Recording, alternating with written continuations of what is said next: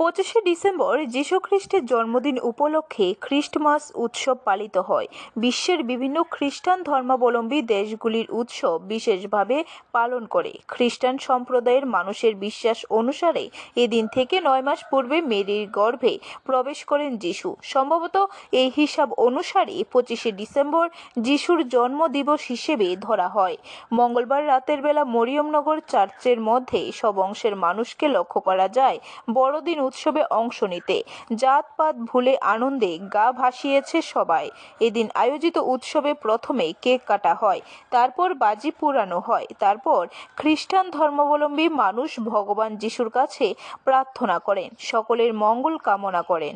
আসলে ক্রিসমাস মানে যিশু খ্রিস্টের জন্মদিন, আর এই খুশি আনন্দে উপলক্ষে আমরা সবাই মধ্যরাত্রে এখানে প্রার্থনা করতে আসি এবং সঙ্গে সঙ্গে ফুর্তি আনন্দ এখন যে শোনা যায়, বাজি সব ফোটাই আর মিউজিক সব কিছু।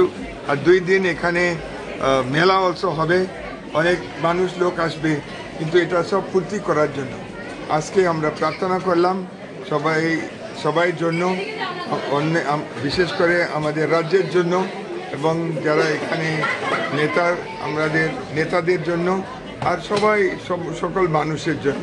ব্যুরো রিপোর্ট, খবর ত্রিপুরা।